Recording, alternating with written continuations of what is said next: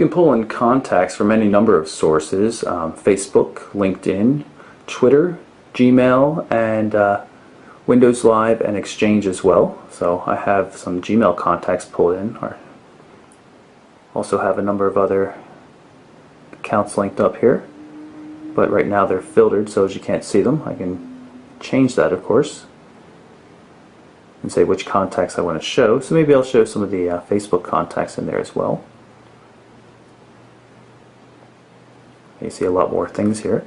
You can tap on any of the letters to get a map of all the letters that are being used. So you can quickly skip to the R's, for example. Let's see, Russ.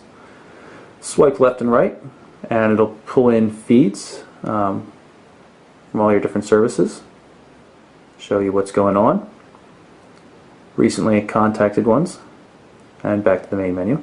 It's also group support, so you can define groups and put live tiles on the home screen and see just status updates for those members of the group, which is really cool. I'm going to jump into the app highlights tile here. I'll show you some recommended applications, and I'm going to shake the device, and you see it'll pick new ones each time I shake it, which is pretty cool. You can also just manually scroll through and pick one. Say I'm going to install Netflix. You'll see it start loading here in the main menu while it's doing so. I'm going to go back to the start screen, pull up the web browser. It's a page on the Mobile Burn website. Everything works pretty well. I'll pull that up in the mobile version of the site too, so you can see what it looks like.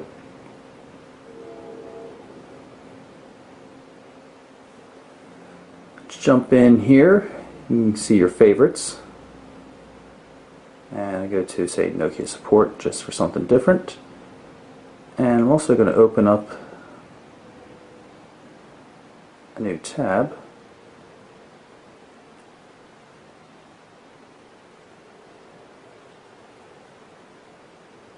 There we go. Go back into favorites and grab the Mobile Burn site perhaps. You see how quickly it loads. No flash or Silverlight support though. Pretty fast on the zooming and scrolling, nice and smooth.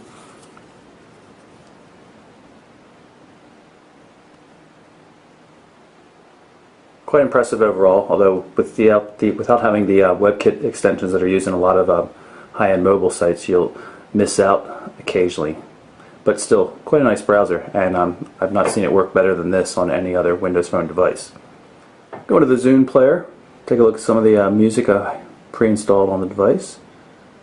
I go to, say, Front 242 here. Tap here to get to the full list.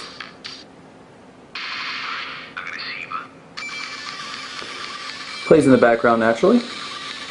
Can turn off the device and turn it back on. You'll see music controls right here on the lock screen. And of course, if I hold down the back button, I can get into the task switcher so I can see all the things that are running on the device and just tap through to one of them. Quick look at the calendar. See, there's a bunch of different views of the calendar. You have to-do lists as well as the agenda view of the calendar, and you can tap down here to get the full month view. And you'll even notice that everything is actually written there. The text is almost readable depending on the size of the screen. You can tap on any particular day then to see what's going on for that day. You can have calendar data coming in from Facebook, from Gmail, and from Exchange, and they'll each be color coded so you could see which event was coming from which data source. One of the great things about Windows Phone is even when the device is turned off or you're at the lock screen, you can just long press the camera shutter button to activate it. So here you can see I'm taking a picture of one of my son's books. Press halfway to focus, all the way to take the picture. Take a couple others just so you can see what the film strip view looks like. As I mentioned previously, 8 megapixel stills. So you can see I just swipe left to immediately get into the images. No better way to do it than that. And when you pinch it, you get a film strip view, which is really cool. And notice that that is the live image in the camera mixed in there, which is really slick. You can switch over to video mode, record 720p HD video. And now we're recording a quick video, and I'll stop it and play it back.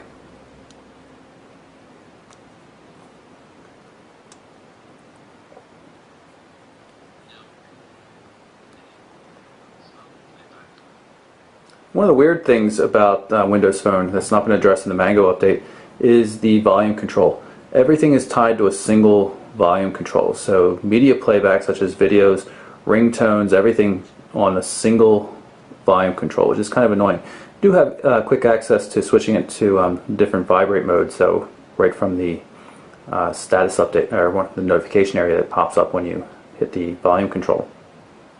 And of course I went into camera, but I didn't go into the pictures application, which does a bit more. You can see the background's automatically been set to one of my own photos here. You can go into the camera roll and see that, but we don't really have too much there. Go through, you can have favorites, so let's go back into camera roll and I'll grab one of these and I'm going to mark it as a favorite, and then you'll see when I swipe over here, there will be the favorite. It'll pull in things from your social networking sites as well and see photos that people have uploaded. Let's take a look at this one. I don't know who these people are, but there you go.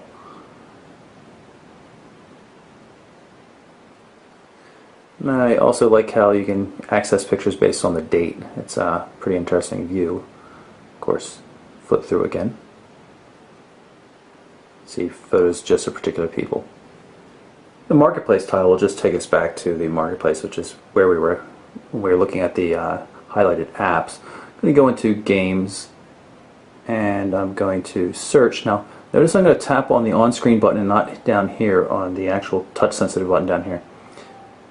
If you do this, I can type, say, I'll do chess, or I'll try to do chess from behind the camera here. And we should get a bunch of chess games, right? But if I tap the search button, it actually gets me to regular Bing search.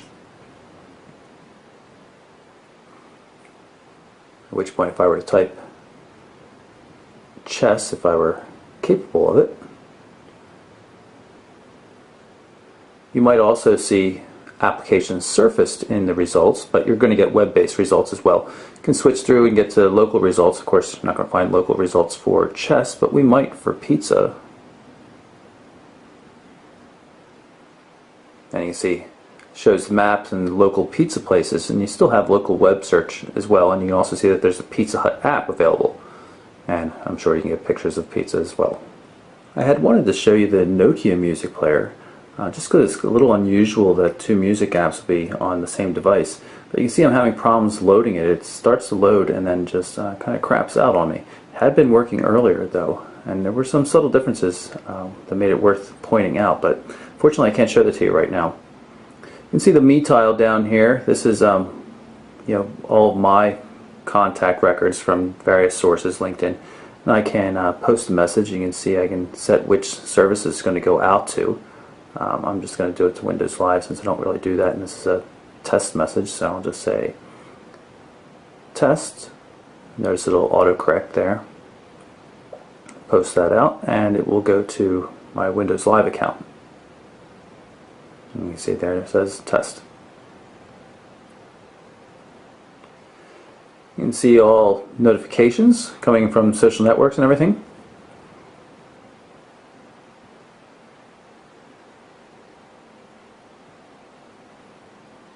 And back to the profile. Take a look at the main menus. There's a few things in here that aren't on the start screen. Contacts transfer is a good example. It allows you to pull in contacts from an existing previous device over Bluetooth, which I think is pretty slick. You see we've also got Bing Maps on here. Of course, Nokia highlights their own Nokia Maps, but Bing Maps is also available. There's the Netflix app that I installed myself. Office is pretty cool. It's very, very good Microsoft Office support here. You can create new OneNotes, you can handle documents, all sorts of great things. really it's a good system, and it links in with Microsoft's SkyDrive and Office 365. If you're into Office docs, this is a really fine way to access them. So that's my look at the Nokia Lumia 800. Is by far the best overall Windows Phone device that's ever been created. It's really fantastic. Great hardware, great software, just great looking. Everything about it's a great experience. It's really smooth. It just seems to be the best that's been offered with Microsoft's Windows Phone so far. This particular device has a couple of bugs. It's still a prototype. It's not running final firmware, but I really expect this to be a very good selling device, and I think it might actually allow Nokia and Microsoft to save each other, which would really be nice. So again, that's the Nokia Lumia 800 running Windows Phone 7.5 Mango. For MobileBurn.com, I'm Michael Orrell. Thanks for watching.